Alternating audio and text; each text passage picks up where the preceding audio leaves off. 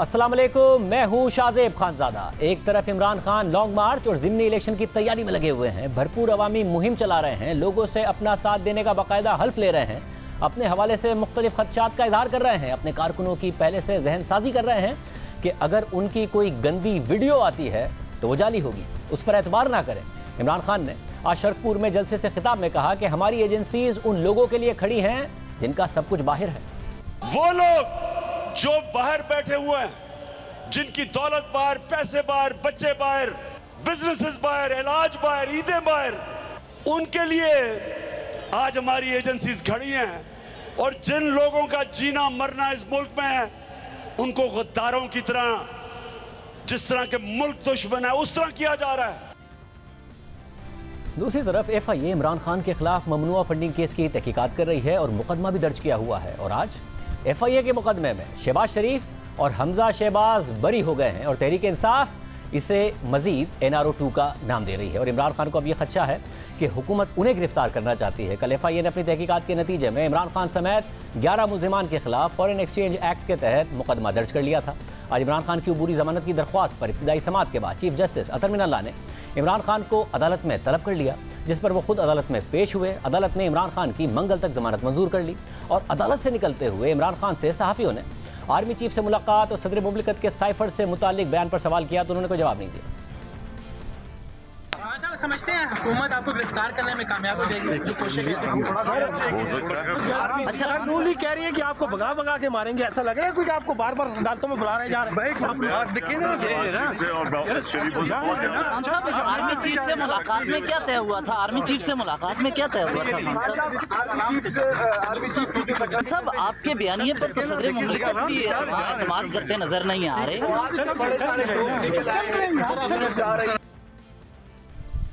इसके अलावा हुकूमत से निकलने के बाद से इमरान खान अपनी सारी नाकामियों का मलबा दूसरों पर डालते आ रहे हैं। बार बार खुद को एक बेबस और बेख्तियार वज़ीर आज़म साबित करने की कोशिश कर रहे हैं। जब इक़्तिदार में थे तो फ़ौज के किरदार की तारीफ़ करते थे, किस तरीके से फ़ौज हुकूमत के साथ ताउन कर रही है इसकी तारीफ़ करते थे। इक़्तिदार से निकलने के बाद भी कहते रहे कि एजेंसियों के ज़रिए किस तरीके से हुकूमत चलाई गई, किस तरीके से इत्तेहादियों को एजेंसियों से फ़ोन कराकर पार्लियामेंट में लाया जाता था ताकि कानून साजी हो सके, बजट को वोट दिया जा सके। लेकिन अब बार बार एजेंसियों के किरदार पर और फ़ौज के किरदार पर सवाल उठा रहे हैं। आज भी लाहौर में सहाफ़ियों से गुफ्तगू में इमरान खान ने कहा कि मुझे 3.5 साल में आधी पावर भी मिल जाती तो शेरशाह सूरी से मुकाबला कर लेते।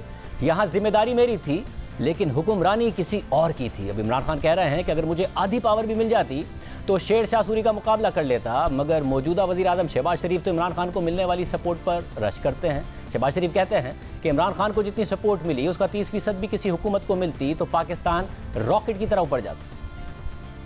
लाडले को हमारा जो मुक़्तदर इदारा है उसने वो सपोर्ट दी उन 3.5-4 सालों में कि पाकिस्तान की 75 साल तारीख में ना किसी को मिली ना आइंदा किसी को मिलेगी। ऐसी जो सपोर्ट इस लाडले को मिली थी, अगर हमारी किसी हुकूमत को इसका 30% भी मिला होता तो पाकिस्तान अल्लाह ताला के फजल करम से, मैं बड़ा बोल नहीं बोल रहा, इंतहाई आजिज़ से अर्ज कर रहा हूँ कि पाकिस्तान इस तरह रॉकेट की तरह ऊपर जा रहा होता। बिल्कुल मुझे इसमें कोई दो राय नहीं है।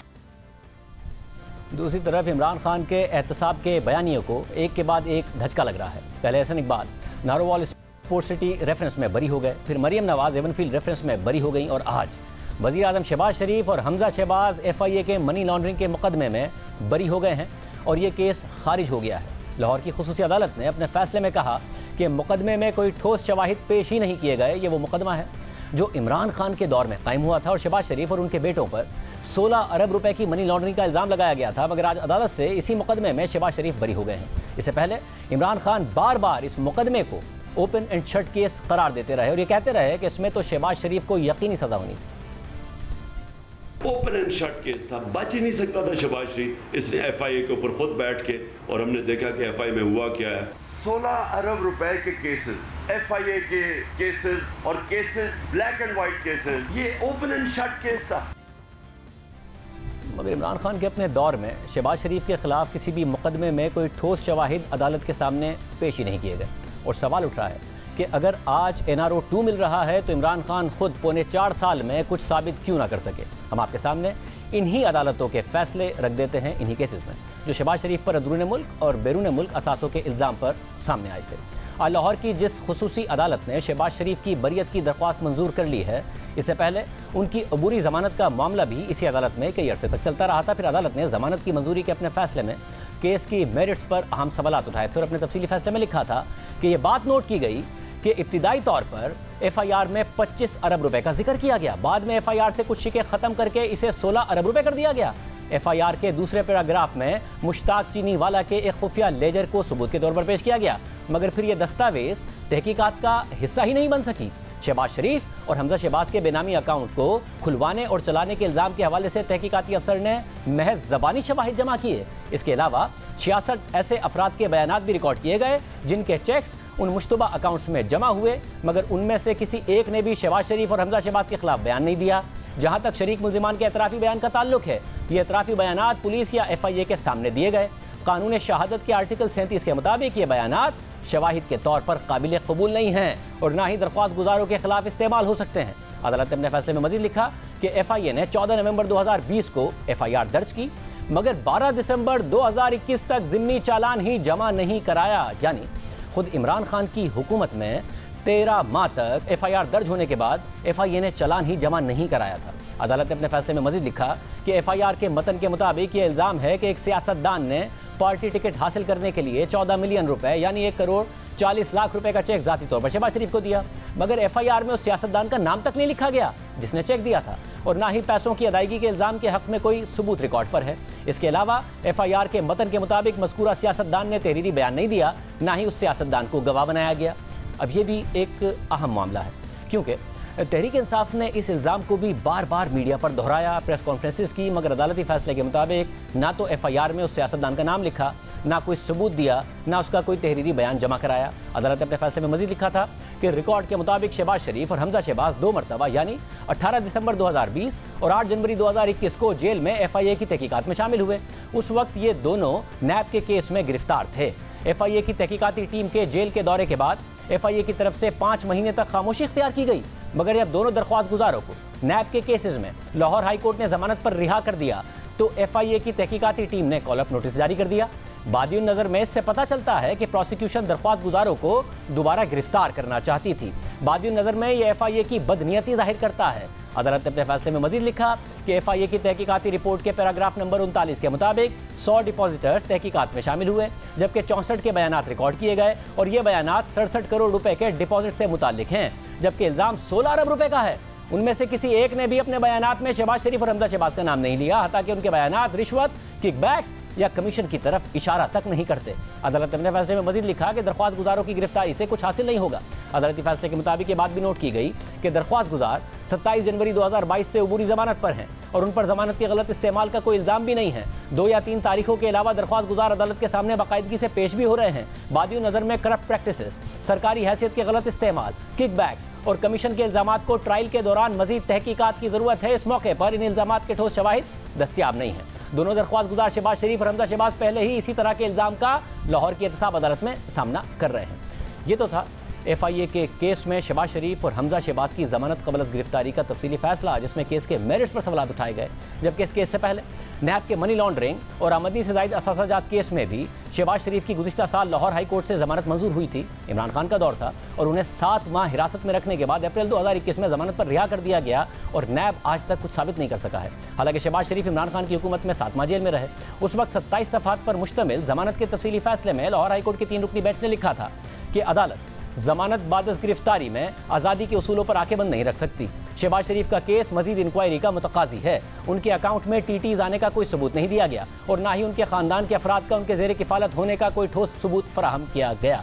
इससे पहले फरवरी 2019 को लाहौर हाई कोर्ट ने शहबाज शरीफ को आशियाना और रमदान शुगर मिल केस में जमानत दी थी और यहाँ भी केस के मेरिट्स पर सवाल उठाए थे और नैब के किरदार पर तनकीद की थी। सिर्फ यही नहीं, इमरान खान ने अपने दौर में शहबाज शरीफ और उनके बेटे सुलेमान शहबाज के खिलाफ मुल्क से बाहर यानी बरतानिया में भी मनी लॉन्ड्रिंग की तहकीकात करवाई और वहाँ से भी उन्हें शहबाज शरीफ के खिलाफ कोई कामयाबी नहीं मिल सकी थी। हालांकि तहकीकात के दौरान पाकिस्तानी हुक्काम बराह रास्त बरतानवी हुक्काम से राब्ते में रहे और उन्हें मालूमात फराहम करते रहे। शहबाज शरीफ और सुलेमान शहबाज दोनों के अकाउंट्स फ्रीज करा दिए गए और फिर दोनों को क्लीन चिट मिल गई। और बरतानिया की नेशनल क्राइम एजेंसी ने 2 साल तक तहकीकात के बाद बरतानवी अदालत में बताया कि उन्हें ऐसे कोई शवाहिद नहीं मिले कि जिससे यह साबित हो सके कि शहबाज शरीफ और सुलेमान शहबाज ने मनी लॉन्ड्रिंग की है। इसी बुनियाद पर शहबाज शरीफ और सुलेमान शहबाज के फ्रीज किए गए अकाउंट्स भी बहाल कर दिए गए थे। वो केस था जिसने साबका हुकूमत के एहतसाब के बयानिए को धचका पहुंचाया, बदनामी का बाइस बना और फिर इमरान खान ने शहजाद अकबर को मुशीर एहतसाब के ओहदे से ही बरतरफ कर दिया। हमने इस पर बात करने के लिए तहरीक इंसाफ के मुतअद्दिद रहनुमाओं को प्रोग्राम में शिरकत की दावत दी, मगर कोई तैयार नहीं हुआ। हमारे साथ मौजूद हैं वफाकी वज़ीर और नून लीग के सीनियर रहनुमा एहसन इकबाल। एहसन इकबाल साहब, बहुत शुक्रिया हमें शो में ज्वाइन करने के लिए। एहसन इकबाल साहब, जो बरियत है वो अपनी तरफ, इसके अलावा केस के मेरिट्स पर जो अदालतें ऑब्जर्वेशंस देती रही वो अपनी तरफ, मगर सवाल उठ रहा है कि ये NRO 2 है या नहीं, क्योंकि ये मामलात पहले भी हो सकते थे, नहीं हुए। अब अगर धड़ाधड़ फैसले आ रहे हैं और आपके हक में आ रहे हैं तो सवाल यही है कि आप मुखालिफ सिमत में नहीं खड़े हैं, इसलिए हो रहा है। देखिए शाहजेब, आपको पता है कि पिछले दौर में जिसके बारे में इमरान नियाज़ी साहब ये कह रहे हैं कि काश उनको कोई इख्तियार हासिल होता, हकीकत तो ये है कि उनके 4 साल पाकिस्तान की तारीख़ में मजबूत तरीन वज़ीर आज़म के इख्तियारात थे और पाकिस्तान में कभी किसी वज़ीर आज़म को इतनी जुर्रत नहीं हुई थी कि वो सुप्रीम कोर्ट के चीफ जस्टिस और डिवीज़न बेंच के फ़ैसलों को 7-7 महीने तक अपने पैरों के नीचे रोंदे। इमरान खान साहब ने जब पंजाब में बल्दियाती इदारों को बहाल करने के लिए सुप्रीम कोर्ट ने फ़ैसला दिया तो मुसलसल 7 माह तक उस फैसले को अमल ना करके ज़िज किया सुप्रीम कोर्ट को और बल्दियाती इदारों को मुअत्तल रखा और उनको कोई नोटिस भी जारी नहीं कर सका। वो तो इस कदर ताकतवर थे कि उनके आगे सुप्रीम कोर्ट भी बेबस थी।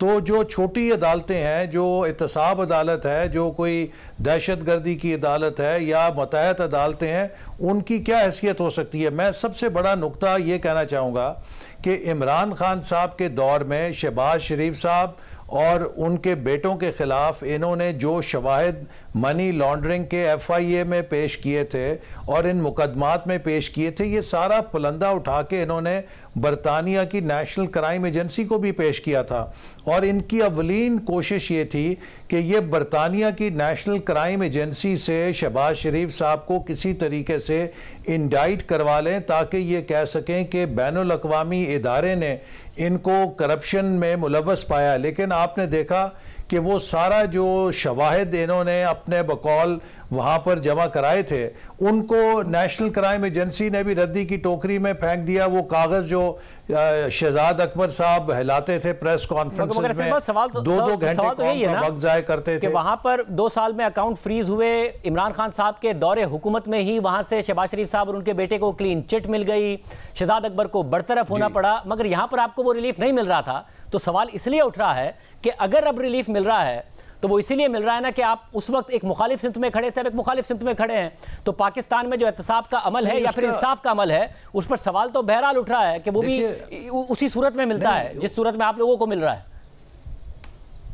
नहीं शाहजेब, मैंने तो आपको शुरू में कहा ना, उस वक्त इंसाफ इसलिए नहीं मिल रहा था कि पाकिस्तान के निज़ाम अदल को इमरान खान साहब ने मफलूज कर रखा था। जब आप सुप्रीम कोर्ट को इस कदर ज़िज कर देंगे कि सुप्रीम कोर्ट अपनी रिट ना मनवा सके, सुप्रीम कोर्ट के फैसले पे 7-7 महीने अमल दरामद ना हो सके, तो आप मुझे बताइए कि किसी मतहत अदालत के अंदर कैसे ये जुर्रत होगी कि वो कोई आज़ादाना फ़ैसला कर दे।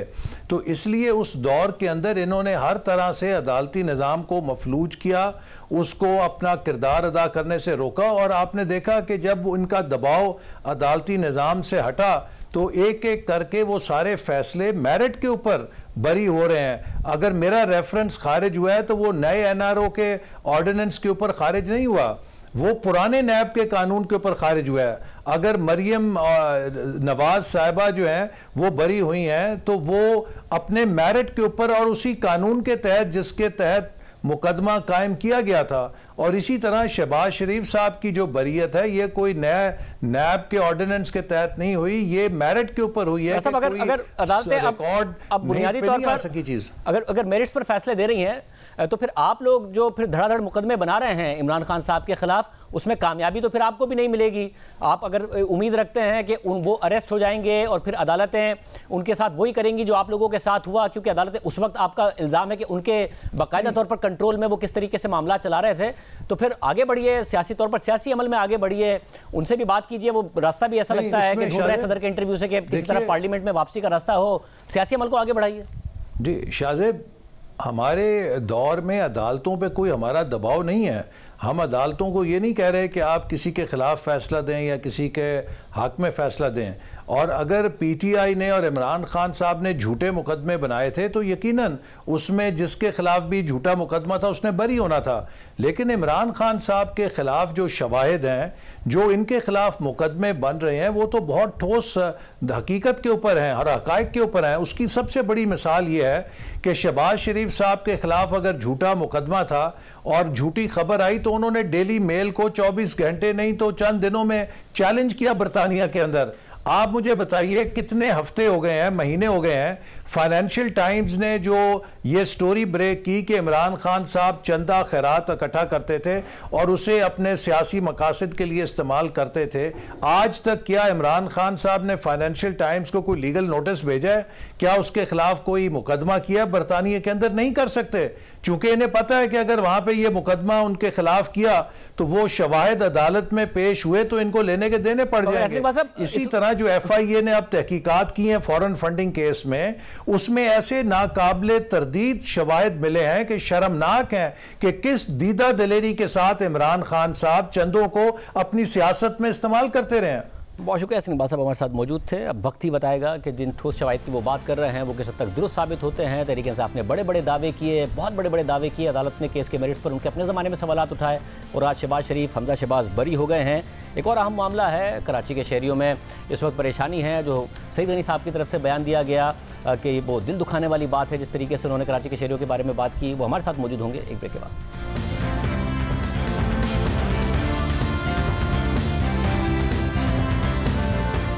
गुज़िश्ता रोज़ से सिंध के वज़ीर मेहनत सईद गनी का एक बयान मौजूए बहस बना हुआ है। सईद गनी का कहना है कि कराची वो वाहिद शहर है जिसके रहने वाले अपने मसाइल 100 गुना बढ़ाकर बताते हैं। कराची वाले सूरज की लाइनें खुद बंद करते हैं, कराची वाले पानी की लाइनें खुद तोड़ते हैं, कराची वाले सड़कें भी खुद तोड़ देते हैं, कराची वालों के बच्चे स्ट्रीट लाइट्स खुद तोड़ते हैं। इससे पहले कराची पुलिस चीफ ने किसी को कोट करके कहा था कि कराची वाले अपने दुश्मन खुद हैं, ताजिर वावेला करते हैं, सनसनी फैलाते हैं, फिर कहते हैं कि सरमायाकारी नहीं होती। लाहौर और दीगर शहरों में जराइम ज़्यादा हैं, लेकिन कराची वाले अपने पैर पर खुद कुल्हाड़ा मारते हैं। और अब कल सईद गनी ने कह दिया है कि कराची वाले अपने मसाइल 100 गुना बढ़ाकर बताते हैं। सईद गनी साहब ने क्या कहा, जरा सुनिए। कोई शायद ऐसा घर हो खुशकिस्मत जिसमें मसले ना हो। कोई आदमी सड़क पे खड़े होकर नहीं कहता मेरे घर के अंदर ये तमाशे हैं। कराची शायद वो वाहिद शहर है जहाँ कराची के लोग खुद कराची के इशूज़ को जितने हैं उससे 100 गुना बढ़ाकर जो है वो बताते हैं, पेश करते हैं। जो कराची के साथ हुआ है 25-30 सालों में, पाकिस्तान के किसी शहर के साथ नहीं हुआ कि जहाँ इतनी दहशतगर्दी के वाक़यात होते हों और अगले दिन कराची फिर नॉर्मल चल रहा हो। लेकिन कराची के लोगों में ये खासियत है, कराची शायद दुनिया का वाहिद शहर होगा शायद कि जहाँ पर रहने वाले लोग उसकी गटर लाइनों को खुद बंद करते हैं, वहाँ पानी की लाइनों को खुद बर्स्ट करते हैं, यहाँ सड़कों को खुद तोड़ते हैं। हमारे पास शवाहिद है, मैं रोज देखता हूँ स्टूडेंट लगती है, वो बच्चों के पास छर वाली बंदूक नहीं है, वो निशाना लेते हैं उस पर। नाम किसी जमात का नहीं, एक नहीं है, लोग एक पे समझते हैं कि शायद इनकी की तरफ इशारा जाता है। और भी जमात ऐसी है। कराची के शहरी तय कर लें कि हमने कराची को साफ रखना है, सिंध हुकूमत को 1 रुपया लगाने की जरूरत नहीं, कराची साफ हो जाएगा, एक दिन में हो जाएगा। बयान पर शोर मचा हुआ है। सईद गनी साहब हमारे साथ मौजूद है। सईद साहब बहुत शुक्रिया मैं शो में ज्वाइन करने के लिए। सईद साहब आप कह भी रहे हैं कराची वाले बड़े रेजिलिएंट हैं, जो कुछ शहर के साथ होता रहा अगले दिन शहर नॉर्मल होता था, जिस किस्म की टारगेट किलिंग होती थी, मगर फिर ऐसा लग रहा है आप एक माइंडसेट बना रहे हैं। पहले कराची पुलिस चीफ ने बयान दे दिया कि ये खुद जिम्मेदार हैं, फिर अब आप कह रहे हैं कि कराची वाले अपने मसाइल के खुद जिम्मेदार हैं, 100% बढ़ा चढ़ाकर बनाते हैं। एक तो पहले कराची के लोगों के मसाइल हैं, ऊपर से आप विक्टिम ब्लेमिंग कर रहे हैं आगे। शाहजेब, एक तो मैं समझता हूँ कि मैं खुद शायद बहुत सारे लोग जो शहर के हुकूक के दावेदार हैं उनसे ज़्यादा बड़ा कराची वाला हूँ। मैं उस ख़ानदान से हूँ जो सदियों से इस शहर के अंदर आबाद हैं। कराची में जब ख़राबी होती है, दहशतगर्दी होती है, नुकसान पहुँचता है, जितनी तकलीफ़ किसी को पहुँचती है मुझे उससे कम नहीं पहुँचती, मुझे शायद उससे ज़्यादा ही एहसास होता होगा। ये बात खैर है, आपने 2-3 क्लिप्स सुना दिए, कुछ आउट ऑफ कॉन्टेक्स्ट नहीं है। नहीं, मैं बस कह देता हूँ, मैंने कोई 33 मिनट बात की है, 15 मिनट में कराची में बात की, जहाँ मैं गया था, वहाँ इशूज़ रेज़ किए गए थे। और ये बात कोई ऐसी नहीं है कि मैं किसी ख़ास मीटिंग में बैठ के मैंने की है। मैं बड़े जलसों में भी बात करता हूँ, अपने हल्के के लोगों से भी बात करता हूँ, वहाँ मीटिंग्स होती हैं वहाँ बात करता हूँ, वहाँ मजमे में भी बात करता हूँ। कराची के जो मसाइल हैं उसका इदराक अगर हमें नहीं है तो हम कराची के मसाइल को हल नहीं कर सकते हैं। मैंने यहाँ पर इल्तिजा भी की है लोगों से कि अगर हुकूमत कोई काम करती है, तरक्याती काम करती है, सिविल लाइन बनाती है, वाटर लाइन बनाती है, रोड बनाती है, गली बनाती है, स्ट्रीट लाइट लगाती है, तो अपने पैसों से नहीं लगाता मैं, वो सरकार के पैसे से लगता है। सरकार का पैसा वही है जो लोगों की तरफ से आता है। हम अगर उन चीज़ों को ऑन नहीं करेंगे, हम खुद उनका ख्याल नहीं करेंगे तो चीज़ें ख़राब होगी, हम अपना नुकसान करेंगे। कराची में बदकिस्मती ये है, जिसका मैंने कल भी जिक्र किया, कि यहाँ अगर कोई एक जमात हुकूमत में है और वो कोई अच्छा काम कर लेती है तो यहाँ बैठी हुई वो जमातें जो आम तौर पे तनकीद करती हैं कि हुकूमत ने ये नहीं किया, ये नहीं किया, ये नहीं किया, तो उस वक्त जब अच्छा काम हो जाता है तो बजाय इसके कि उसको अप्रिशिएट करें, उस पर खुश हों, उस पर वहाँ सफ़े मातम बिछती है कि ये काम उन्होंने क्यों कर लिया, इसलिए कि हमें गालियाँ देने के जो मौके थे वो उनके कम हो गए। तो ये सब तो सियासी जमातों को बोल लेते हैं ना, आपने कराची के लोगों को बोला है कि 100% बढ़ाकर बताते हैं। कराची पुलिस चीफ ने भी कराची के ताजिरों को बोल दिया। चलें इस बात पे मादत कर लेता हूँ कि तासुर ये चला गया कि मैंने कराची के सब शहरियों को कह दिया, लेकिन मुराद इसकी ये है नहीं, मगर जब आप तासुर, मैं सिर्फ एक, आपने कहा कि अगर कराची के शहरी फैसला कर लें तो 1 रुपया खर्च किए बगैर कराची शहर साफ हो जाएगा। क्या लाहौर इसलिए साफ हो गया कि लाहौर के शहरियों ने फैसला कर लिया था कि लाहौर साफ हो जाएगा? शहबाज शरीफ ने टर्किश कंपनी से डील की ना, उसके बाद लाहौर साफ हुआ ना। जब उस्मान बुज़दार ने वो डील खराब की तो लाहौर दोबारा गंदा हो गया ना। तो ये कराची के शहरी कैसे फैसला कर लेंगे तो कराची साफ हो जाएगा? देखें, मैंने ये कहा कि हुकूमत इंतज़ामात करती है कि सफाई हमने करनी है। उन्होंने सॉलिड वेस्ट मैनेजमेंट बोर्ड बनाया, मुख्तलिफ जो बैरूनी कंपनियाँ थी उनसे मुआहदे किए, एक एक्सरसाइज शुरू की। मकसद तो ये है कि सफाई जिम्मेदारी हमारी, हम काम कर रहे हैं। लेकिन अगर शहरी ये तय कर लेंगे कि हमने साफ़ नहीं रखना तो दुनिया की कोई ताकत शहर को साफ नहीं कर सकती। अब मैं सुन लेना, मेरी बात तो सुन लेना। मैं आपको मिसाल दे रहा हूं, लाहौर के शहरियों ने तय अच्छा मेरी बात तो सुन लेना। मैंने पहले ही आपसे कहा कि कराची की डायनेमिक्स दुनिया के किसी भी मुल्क से मुख्तलिफ हैं। मुझे बता दीजिए अगर दुनिया में कहीं आपको शिकायत आती हो कि जी वो बोरियां डाल के गटर की लाइनें बंद की जाती हैं तो मुझे बता दीजिए। किसी सियासी जमात का इल्जाम था ना जिस वक्त आपकी इत्तेहादी, आप शहरियों को नहीं, मैं देखिए मेरी बात फिर समझें। सियासी जमात अगर मेरी है तो मुझे इस्तेमाल करती है, मैं कराची का हूँ। मुझे ये एहसास होना चाहिए कि यार अगर मैं अपनी सियासी जमात के कहने पे कोई ऐसा काम कर रहा हूँ जिससे मेरी अपनी गली में रहने वाले लोगों को या मेरी फैमिली को भी तकलीफ हो सकती है तो मैं कराची का तो हूँ ना। नहीं, मगर एट द सेम टाइम ऐसा तो नहीं था, आप लोगों ने कचरा साफ करने का एक ज़बरदस्त मैकेनिज्म बना दिया था, कराची के शहरियों ने या किसी जमात के कारकुनों ने खराब कर दिया। लाहौर में सिस्टम था तो लाहौर साफ होता। देखिए मैंने जनरलाइज ये मेरी बात ले ली गई, लेकिन मेरे पास एक मैंने मिसाल भी दी थी कल वहाँ। मैं आपको कई चीज़ें दिखा सकता हूँ जिसमें लोग कचरा लेके मेन रोड के ऊपर फेंक देते हैं। अगर मैं ये गुजारिश करूँ उनसे कि भाई ये सड़क पे नहीं फेंका जाता, इसको अगर डस्टबिन है उसमें डाल दो, शॉपर में डाल के रख लो, जब कचरे वाले आते हैं उनके हवाले कर दो, तो ये अगर फेंकने वाला भी तो कोई लाहौर से आया हुआ तो बंदा नहीं है ना, पेशावर से आया हुआ बंदा तो नहीं है, हमारे ही शहर के लोग हैं ना। मैं जब ये बात कर रहा हूँ तो खुदा का ये नहीं कह रहा हूँ कि 1 करोड़ 60 लाख की जो ऑफिशियल आबादी है वो सारे ही कर रहे हैं। उसके अंदर चंद लोग होंगे, चंद 100 लोग होंगे जो किसी के कहने पर या नादानी में या उनको शायद अपनी जो सिविक रिस्पॉन्सिबिलिटीज़ है उसका एहसास नहीं वो कर लेते होंगे।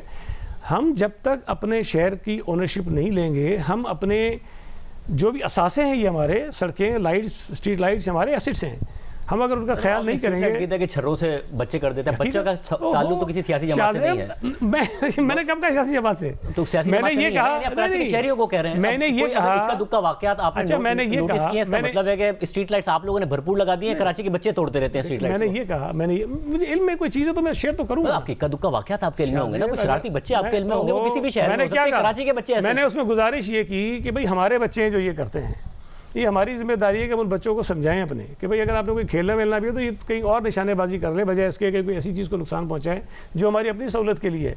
तो कोशिश, अगर वो जो लोग वहाँ बैठे थे ना सारे, देखे मैं ये बात कर रहा था, मैं खुश तो नहीं हो रहा था, चेक तो नहीं, मुझे तकलीफ होती है इस शहर में। मगर मसला ये कि तकलीफ भुगत तो शहरी भी रहे ना, और शहरी सबसे ज़्यादा भुगत रहे हैं, तो उन शहरी की जो तकलीफ है और जो ज़ख्म है उस पर आप नमक ही छिड़क रहे हैं ना। ये वैसे ही है कि अब आप कल को ये कहेंगे कि अगर कराची के लोग फैसला कर लें तो उन्हें टैंकर नहीं मंगाना पड़ेगा पानी का, क्योंकि खुद ही पानी आ जाएगा। लाहौर के शहरियों के पास पानी आ रहा है क्योंकि पानी पहुँचाया जा रहा है, आप नहीं पहुँचाते हैं तो कराची। इसकी मिसाल इसलिए नहीं बनती। देखिए सफाई एक ऐसी चीज़ है जो मैं खुद भी अपने इर्द गिर्द कर सकता हूँ, आप भी कर सकते हैं। पानी अगर इर्द गिर्द नहीं है तो ना मैं ला सकता हूँ ना आप ला सकते हैं। किसी और शहर में ऐसा खुद तो कोई शहर साफ नहीं हुआ है, लाहौर के लिए भी एक बाकायदा तौर पर, और जब उस्मान बुज़दार ने उनका कॉन्ट्रैक्ट कैंसिल किया तो लाहौर गंदा हो गया। लाहौर के शहरी कह रहे थे कि लाहौर गंदा है, आप शहरियों को बहुत बड़ी जिम्मेदारी डाल रहे हैं। आपका काम है बतौर हुकूमत। मैं देखिए ये कह रहा हूँ कि हर मुहज़्ज़ब माशरे में, हर शहर में जो रहने वाले लोग होते हैं उनकी अपनी कुछ ना कुछ रिस्पॉन्सिबिलिटी होती है। मैं ये नहीं कह रहा कि वो कचरा उठाने की मशीनें खरीद लें, मैं ये नहीं कह रहा कि कचरा उठाने वाले बंदों को तनख्वाहें वो देना शुरू कर दें, ये उनका काम नहीं है। आप ये कह रहे हैं कि किस तरह घर में लोग 99% मामला अंदर रखते हैं, इसी तरीके से हालांकि घर के भी मामला अगर जरूरत से ज्यादा खराब हो जाएं तो मामला अदालत में भी जाते हैं, मामला बाहर भी आते हैं। मैं क्यों कह रहा हूँ,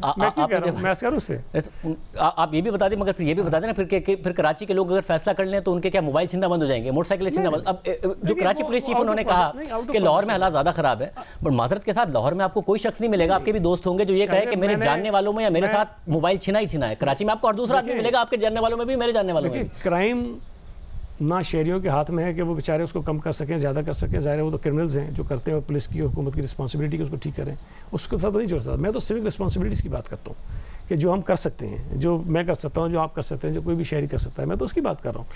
लेकिन अगर हम सिर्फ इसलिए ये बात ना करें कि जी किसी को बुरी लग जाती है, कोई नाराज़ हो जाता है, शायद मेरा ये मिजाज है, मेरा जो ख्याल होता है मैं करता हूँ बात, और कभी अक्सर लोगों को नागवार गुजर भी जाती है, लेकिन हमें लोगों के सामने खुलकर बात करनी चाहिए। मैं अगर अपने शहरियों से बात नहीं करूँगा, अगर मैं अपने लोगों से बात नहीं करूँगा, जिनकी मुश्किलात हैं, जिनके मसाइल को हल करना मेरी जिम्मेदारी, हम कोशिश करते हैं, लेकिन कुछ मसाइल उन्हीं लोगों में बैठे हुए कुछ लोग मजीद ख़राब करना चाहते हैं, मैं नहीं करूँगा, तो कैसे किसी को पता चलेगा कि शहर के साथ हो क्या रहा है। कराची शहर में हुकूमत अपनी जिम्मेदारी पूरी करेगी ना, ऐसा तो नहीं है कि हुकूमत अपनी जिम्मेदारी ना लॉ एंड ऑर्डर में पूरी करे और कराची का पुलिस चीफ बैठकर किसी को कोट करके बता रहा हो कि कराची के मामला बढ़ा चढ़ाकर बताते हैं। पहली बात आप पानी ना दें और कराची के शहरियों को कहें कि घर में लोग अपने मसाइल रखते हैं, मगर कराची के लोग बहुत बोलते हैं। कराची के अवाम जितना भुगत रहे हैं, कोई तो वजह है ना कि दुनिया के बदतरीन शहरों में है रहने के हिसाब से, पाकिस्तान का दूसरा शहर तो नहीं है, तो कोई तो वजह है। 14 साल से आपकी हुकूमत है, तो आप अपनी पहले जिम्मेदारी पूरी करेंगे, उस जिम्मेदारी के बाद आप सिविक रिस्पॉन्सिबिलिटी जाहिर है शहरियों को पूरी करनी चाहिए। आज भी आपने कहा कि कराची दुनिया के बदतरीन शहरों में है रहने के हिसाब से, ग्लोबल इंडेक्स। आज भी पूरे मुल्क से लोग कराची में रहने आते हैं, बहुत शहरों से, जो बड़े बड़े शहर हैं जो शायद निस्बतन हमें बेहतर लगते हैं, कराची रोजगार के मौके के लिए आते हैं। इसका मतलब ये है कि कराची इस काबिल है कि लोग यहाँ आते हैं ना। अगर खुदा ना खास्ता जो बात आप कह रहे हैं वैसा ही हो जाता तो शायद नहीं होता। मुझे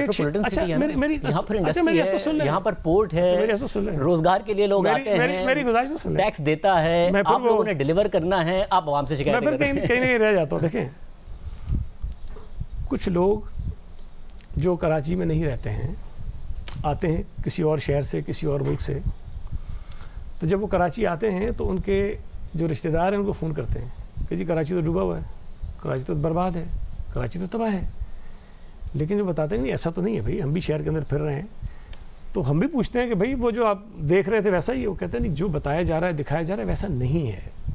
मैंने आपको एक मिसाल शो से पहले दी कि एक टीवी चैनल पे एक तजिया निगार बारिशों के दिनों में ये कहे, समझदार पढ़ा लिखा आदमी, कि मैं 3 दिन से डिफेंस के एक घर में बैठा हूँ और मैं कराची एयरपोर्ट नहीं जा पा रहा हूँ।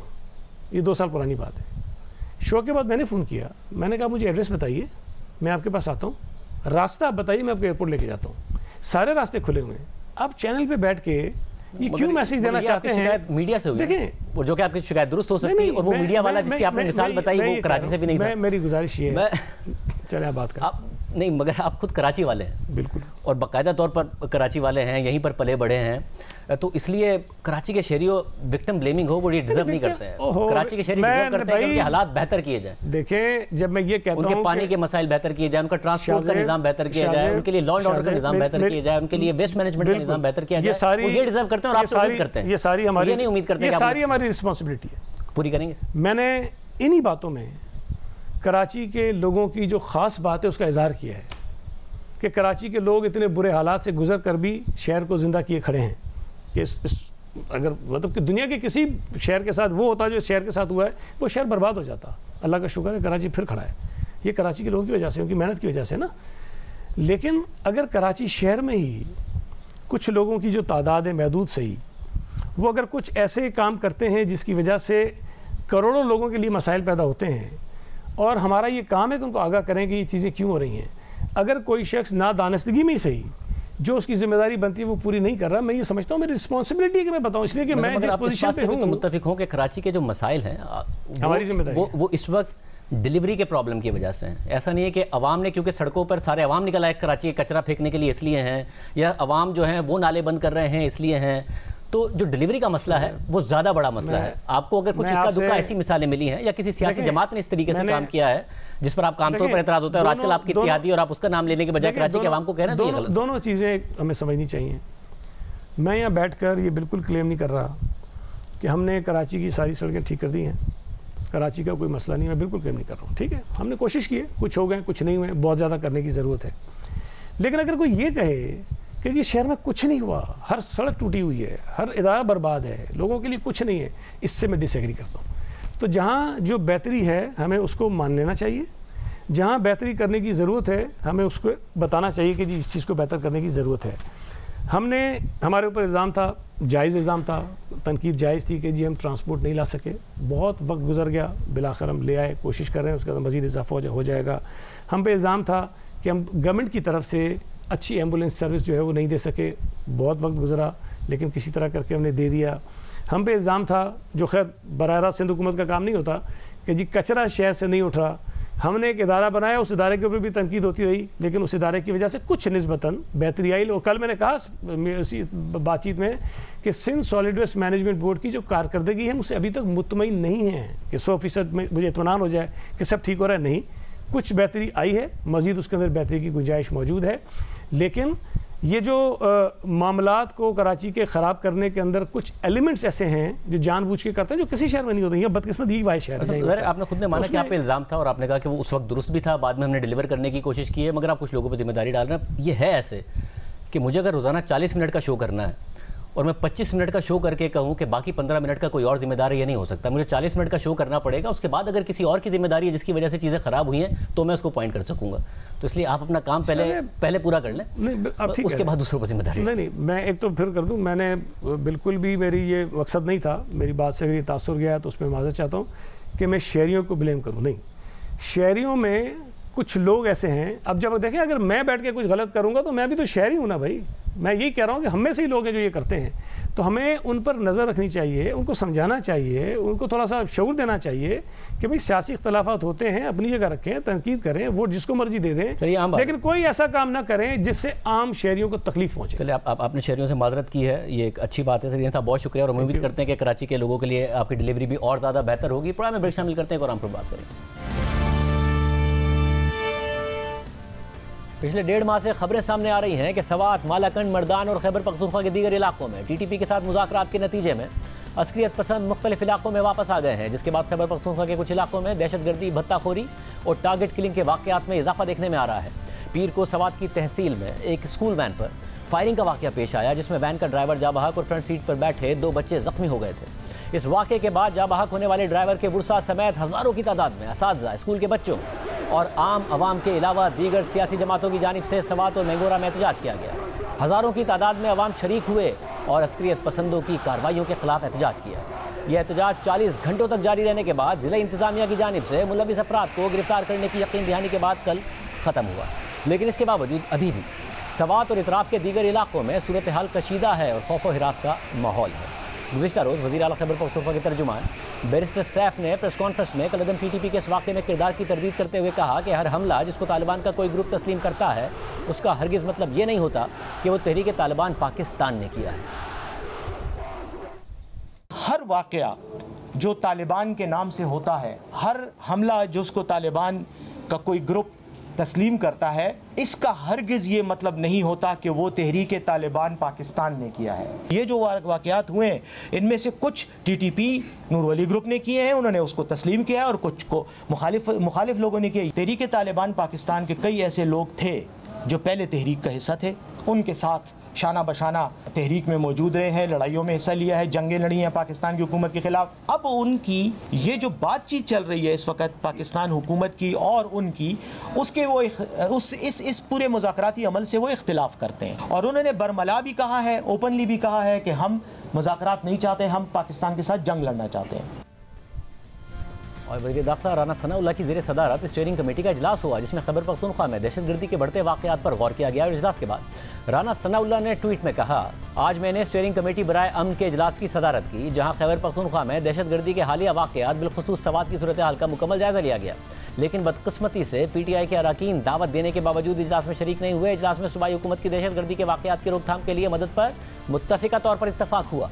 खैबर पख्तूनख्वा की हुकूमत वफाकी हुकूमत के खिलाफ लॉन्ग मार्च के नाम पर घटिया सियासत खेलने के बजाय सूबे में अमन को यकीनी बनाए। सवात की हालिया सूरत हाल पर बात करने के लिए हमने तर्जुमान वज़ीर आला खैबर पख्तूनख्वा बैरिस्टर सैफ को प्रोग्राम में शिरकत की दावत दी, लेकिन वो नहीं आए।